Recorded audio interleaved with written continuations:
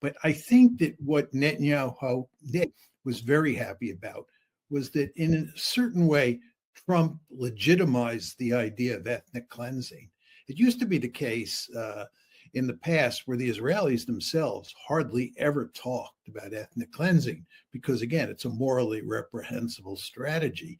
But now it's out in the open in Israel in a big way. And that is due in part to what Trump said and his comments about turning Gaza into the Riviera of the Middle East. I think he was probably surprised, and I don't think he's really that wild about the idea in the sense that in Trump's telling of the story, the United States ends up controlling Gaza, not Israel. And what the Israelis want is they want to control Gaza and, of course, control the West Bank, and they want to get rid of the Palestinians. So I think that who was surprised and unhappy from that point of view. Well, there's no question that outside of Israel, this proposal has been seen as outlandish and ridiculous and not realizable.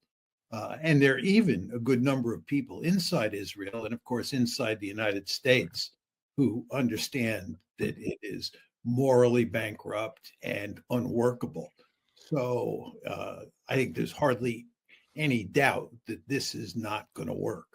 There's no way any president of the United States can break from what is the basic U.S. foreign policy toward Israel, which is unconditional support for whatever Israel does.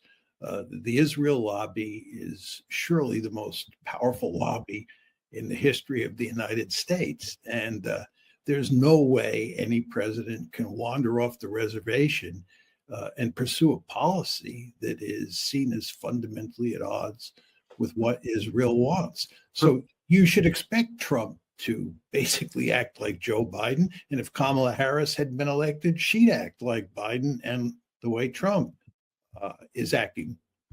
Well, there would be a tremendous uproar in this country, and the lobby would go to work to do everything it could to force Trump to change his position. And the lobby in the past has been very effective. And President Trump surely understands this. He's not interested in picking a fight with Israel. He has too many other fights to pick. And if he had only one fight to pick and it had to do with Middle East policy, he's a person who may be willing to challenge the lobby and challenge Israel in a serious way. But as things stand, he's fighting a multi-front war, and he is behaving in very aggressive ways on each of those fronts. And the last thing he needs is a fight with Israel and then getting into a fight with the lobby as a result. The Israelis are not going to sell it. It's a preposterous statement. The Israelis are not going to sell Gaza to us. As I said before, the Israelis don't want the Americans to occupy Gaza and turn it into the Riviera of the Middle East. The Israelis want Gaza for themselves, just like they want the West Bank for themselves. They don't want the Americans getting in the way. The fact is the Israelis are settling the West Bank. They have a huge number of settlers in the West Bank. And many people argue that the most interesting question about the West Bank and Donald Trump is whether or not he will recognize the legal annexation of the West Bank by Israel. It's just de facto at this point in time, as is the case with Gaza. But a lot of Israelis would like to see Israel be allowed to annex the West Bank. And the question is, will Trump do that? I think most people just don't understand how powerful the lobby is. And I think most people are afraid to admit that the lobby is as powerful as it is because they know they'll be accused of being an anti-Semite. I mean, when Steve Walt and I wrote the original article and then the book where we described the power of the lobby, and by the way, we were just describing what was the tip of the iceberg, by the way, we were roundly attacked for being anti-Semites, just the way it operates. And nobody wants to be called an anti-Semite. So people dance around the whole subject of the lobby. And the end result is you do have a certain sense that most people don't fully understand just how powerful the lobby is. And I think what's happening here is that the Trump administration wants to have good relations with the Russians and, in effect, peel the Russians away from the Chinese. I think that the Trump administration is trying to do what the Nixon administration did when it changed our relationship with China because we didn't like the idea of China and the Soviet Union being the best of friends and us being on the other side of the fence. We brought the Chinese to our side of the fence. I think in this case, what Trump and company are trying to do is bring the Russians over to our side of the fence and put some daylight. Doesn't mean that the Russians and the Americans are going to be bosom buddies or allies or anything like that. But I think that the Trump administration wants to put some daylight between China and Russia, wants to get us out of Europe as much as possible and let us concentrate on East Asia. I think the first tranche of expansion, major tranche, was 99 when Poland, Hungary, and the Czech Republic were brought in. And then the second big tranche was in 2004 when the Baltic states, Romania, Slovenia, Slovakia, and Bulgaria were brought in. We got away with those, and the Russians could live with those two tranches of expansion. But it was the April 2008 decision that was fatal. If they had stopped after the 2004 decision, and they had actually then gone on to work out some sort of meaningful security relationship with the Russians to cover those areas that weren't covered by NATO, and that was not a lot of territory, by the way. Just a couple quick points. One is, it is important to emphasize that when the Cold War came to an end and the Soviets were pulling out of Eastern Europe, they wanted the United States to remain in Europe. They saw us as a pacifier, and they thought it was especially important for us to stay because Germany was Germany, and they liked the idea that Germany was integrated into an alliance that was run by the Americans. But in the 90s, and I remember it very well, this phrase popped up regarding NATO, and it was expand or die. And the idea was that if NATO didn't expand, it would more or less wither on the vine. And what's happened here is NATO looks like it's expanding and dying. Yeah. And just to take it one step further, you and I believe have a very peaceful situation in Eastern Europe today, simply because I don't think the Russians had either the intentions or the capabilities to overrun Ukraine, Belarus, Eastern Europe, whatever, right? The Russians were just interested in getting their own house in order. And Putin, despite the picture that most people have of him in their heads in the West, is not a highly aggressive individual. And in fact, if anything, he gets beat up in social media inside Russia for not being aggressive enough or not waging the war aggressively enough in Ukraine. So I really think if you had not had that April 2008 decision, we would not be in this catastrophic situation, certainly catastrophic from Ukraine's point of view that we're in. You want to remember that NATO expansion was packaged together with two other strategies. One was EU expansion, and the other were the color revolutions. And the color revolutions are usually thought of in terms of the Orange Revolution in Ukraine and the Rose Revolution in Georgia. But we were interested in fomenting a color revolution inside of Russia. When Michael McFaul was the US ambassador to Moscow, he was in a very important way pushing for a color revolution inside of Russia. And as you can understand, this really spooked the Russians. So it was not just NATO expansion, it was also EU expansion and the possibility of a color revolution inside of Moscow that really contributed to this disastrous policy outcome.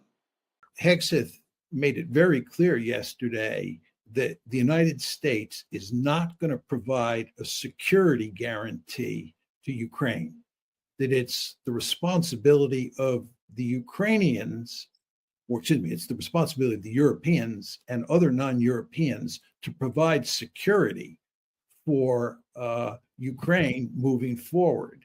And under no circumstances can NATO do that. So you see what's happening here, and this is my earlier point, is that the Trump administration is basically telling the Europeans, you're responsible for Ukraine. We're walking away. And if we're walking away from Ukraine, we're also walking away from Europe. We're walking away from NATO.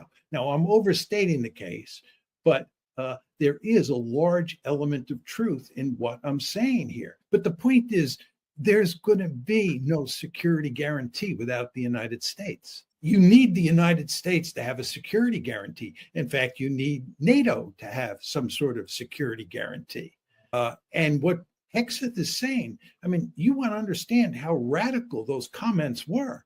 He's basically saying, we're washing our hands of Ukraine. Right. We're washing our hands of Europe. The fact is, and again, Hegseth made this clear, we are cutting a deal that reflects the hard realities of power, the power balance on the battlefield. Our side is losing. The Ukrainians and the West are losing to the Russians, and there's no way we can shift the balance. So what leverage do we have? Not a lot. And furthermore, Trump is not interested in playing hardball with the Russians. Trump is interested in having good relations with the Russians and basically getting out of Europe, or at least reducing our commitment to Europe in a fundamental way. And again, this is why Trump, in terms of yesterday's comments, or the Trump administration and yesterday, in terms of yesterday's comments, is acting in such a radical way. And Peskov said, Dmitry Peskov, who is the spokesman for the Russians on these issues, that what the Russians were interested in is not just an agreement on Ukraine. They want a broader agreement that deals with the security architecture in Europe overall. And I think from their point of view and from our point of view, this is a very smart idea, because the fact is there are a number of potential flashpoints outside of Ukraine that could blow up. This has been a very dangerous area. And we started this conflict in Ukraine by expanding NATO into Ukraine. And now we're paying the price. And we have upset all these delicate relationships that existed before the war started. And we have to think now, moving forward, about how we can come up with some sort of security architecture that makes sure that none of these flashpoints turn into another war. So what's happened here is, in effect, the Trump administration has said they are accepting the two key parameters that the Russians have put forth, which up to now, hardly anybody in the West has considered acceptable. Those are two of the key arguments that Hegseth laid out yesterday in Brussels. And it's very important to understand that those two arguments, or those 2 points that Hegseth made, dovetail with what were the two principles, or what are the two principal demands of the Russians for getting a peace agreement in Ukraine. In other words, the Russians have said Ukraine cannot be in NATO, number one. And number two, the West has to recognize that we have annexed Crimea and those 4 oblasts in the easternmost part of Ukraine. And what Hegseth said, and what Trump said yesterday, is that Ukraine is not going to be in NATO, number one. And number two, that the pre-2014 Ukrainian borders are never going to be seen again as the real borders of Ukraine. And Ukraine is going to have to accept the fact that it's going to lose a sizable chunk of territory. Now, how much territory the Americans are willing to allow the Russians to take was not spelled out. But by implication, it sounded like Hegseth was saying that the Russians can keep those 4 oblasts plus Crimea. I mean, we want to understand that what Trump and Hegseth did yesterday was to radically alter American foreign policy toward Russia and toward Ukraine. and they are cutting against the conventional wisdom. So you would expect John Bolton and the vast majority of security experts in the United States and in Western Europe or Eastern Europe as well to be beside themselves, to be enraged by what Trump and Hexit have done. And of course, the Ukrainians themselves are not going to be happy about this, to put it mildly. And you want to think about the Europeans in this context as well. There are really three players on our side: the Americans, and here we're talking about the Trump administration, the Europeans, both West and East Europeans, and then the Ukrainians. And the question you want to ask yourself is, are we really going to pay serious attention to what Ukraine wants and what Europe wants? Or are we just going to negotiate a deal for ourselves? My second point is, on a previous show, Alexander, you said, and I found this very insightful, that one of the reasons that the Europeans are so subservient to the United States is because they fear that we'll leave, right? So they're just very good to us and do what we want. But what you're saying now, which of course is quite correct, is that's gotten them into real trouble because they've never acted independently in the past. Yeah. They're completely subservient to the United States. And now the United States wants to sort of cut their legs out from under them, and they really have nowhere to go. So all of this tells you they would have been much wiser in the past to have stood up to the United States. And if we go back to that April 2008 summit, if Angela Merkel and Sarkozy had really held the line, they had mightily resisted expanding NATO into Ukraine, in all likelihood, we wouldn't be talking about the problem of the United States leaving Europe at this juncture. But they didn't stand up to George W. Bush, and we know what happened after that. But I think, as we have said before, you don't get the deal that Putin wants, and then it's settled on the battlefield. And if it's settled on the battlefield, it's going to be much worse for NATO and much worse for Ukraine. They would be better off reaching some sort of agreement now. I'm not making the argument that that would be a good agreement from Ukraine's point of view. It's disastrous, but it's the least bad alternative at this point in time. We have pursued this remarkably foolish policy for so long now that we've put ourselves in a situation where the outcome for Ukraine can't be anything short of disastrous. But now we're asking the question, how disastrous? I don't want to be clear here. I'm not making the argument that settling this war on Putin's terms is good for Ukraine in the sense that they're getting a good deal. They're not getting a good deal. They're getting the least bad deal. And that's because the Ukrainians themselves, mainly in the form of Zelensky, and the Americans, mainly in the form of Joe Biden, have pursued this remarkably foolish policy and put us in this terrible situation, which is not easy to get out of. One is, I think you're absolutely right that the Russians don't trust us, and for very good reasons. Just looking at Donald Trump and how mercurial he is, he's the last person in the world you really want to trust. So I think what this tells you is that the Russians have a powerful incentive to conquer a lot of territory. Yeah. And they have a powerful incentive to weaken Ukraine as much as possible. And what this means is that it'll be harder to get a deal.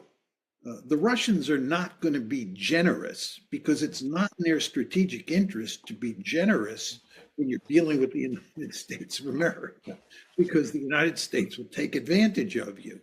And they're in the driver's seat now on the battlefield. They've got the leverage. And what scares me is that it'll be impossible to get a deal, not just because of the Europeans and the Ukrainians resisting, but just because of what the territorial situation looks like and what the incentives are for Russia to really make Ukraine a dysfunctional rump state. And that'll bollocks up the works. I think that if you want a peace deal here, which Trump does, You simply have no choice but to accept the Russians' two principal demands. There's just no alternative here. As Alexander said, we have no cards to play. Uh, so if you want to end it, you send Pete Hegseth out, and he says there will be a neutral Ukraine, and we will recognize the fact that Russia has annexed certain pieces of territory. There'll be a debate over what that territory should be, but Trump really has no choice here. And if he doesn't accept those demands, the war is just going to go on. Putin has made that manifestly clear. All his lieutenants have made that manifestly clear. It's just pretty straightforward here. And if the Europeans and the Ukrainians, and there are a lot of people in the United States who are very unhappy with this deal, or with the direction that Trump is moving in as well. So let's assume they all prevail. Where does that leave us? If Trump fails to put together a deal and end this war, where does that leave us? Is the United States just going to walk away from Europe anyway? Are they going to say the Europeans won't cooperate with us, therefore let's let the Europeans deal with this problem? That's a possibility. I think the Hegseth speech in Brussels was really the key. I mean, obviously, President Trump is President Trump, and he's the man in charge.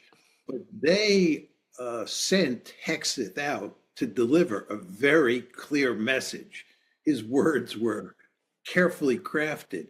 And I think his speech was truly remarkable in terms of what he said. And Hegseth said quite clearly that Ukraine is not going to be in NATO. And he said that Ukraine is not going to get back all of its territory.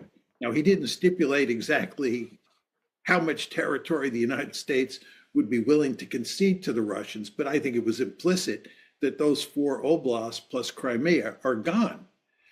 Just to start, it's clear that the Russians have had 2 central demands since at least June 14th of this year.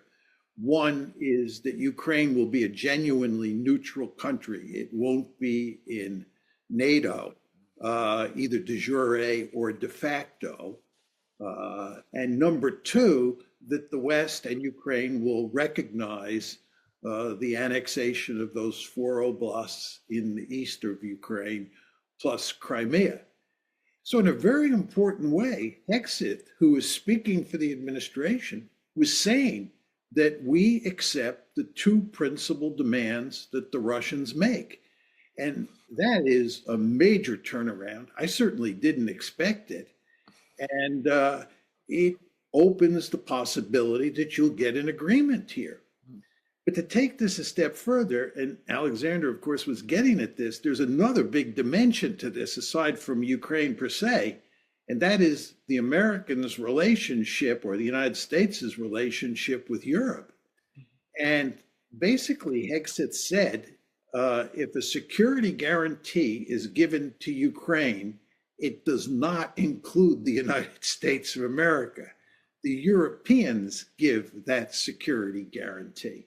This is a quite remarkable statement, because we all know, and Zelensky said this, that a security guarantee from the Europeans without the United States and without NATO is meaningless, right? The Europeans can't provide for the security of Ukraine. So the glacial plates are moving here in a very important way. And just to add to this, you want to remember that President Trump has been in office for only about 3 weeks. 4 more years in front of him, right? And in terms of the U.S.-European relationship, he can fundamentally change that over the course of the next 4 years. But anyway, my second set of points have to do with whether or not we can actually realize a peace agreement. And Alexander concluded by saying that this is not clear, that this is a really dicey issue. And I agree with him. And let me tell you what I think are the 2 main problems. One is, at some point, Trump is going to have to bring the Europeans and the Ukrainians into the deal. It just can't be a US-Russia deal. And I think the Ukrainians and the Europeans are going to be roadblocks. If you listen to Keir Starmer, he said today, to my utter amazement, that it's inevitable that Ukraine is going to be brought into NATO. This directly contradicts what the Trump administration is saying. It's a really sort of in your face statement. And that makes you wonder how the Europeans and the Americans and the Ukrainians are going to craft some sort of deal with the Russians that's acceptable to all four of those parties. So, in a very important way, you see that the United States is beginning to separate itself from Europe. And Hexeth, today, I believe, or yesterday in Warsaw, said that you want to understand that United States troops in Europe is not forever, or are not forever. This is another quite remarkable statement. No previous policymaker, certainly in the Biden administration, would have said anything like that. The other problem is it's going to take time to make this work. And in the meantime, the Russians are winning on the battlefield. And it is possible that all of this discourse over the past few days will sow further doubts in the minds of soldiers in the Ukrainian military, make them less willing to fight, and facilitate the breakdown of the Ukrainian army, in which case the Russians will conquer more territory. So I think that given the difficulty of putting an agreement together and the danger that the Russians will end up capturing a lot more territory, makes it even harder to see how this is all going to work out. And you want to think about what the implications are of the Russians conquering more territory. It's one thing to talk about signing a deal where the 4 oblasts plus Crimea are lost. It's another thing to talk about a situation where the Russians control 8 or 9 or 7, however many oblasts, a really big slice of the country, and getting the Russians to abandon those additional oblasts that they've conquered so that you can make the deal palatable to the Ukrainians and to the Europeans. It's going to be wickedly difficult.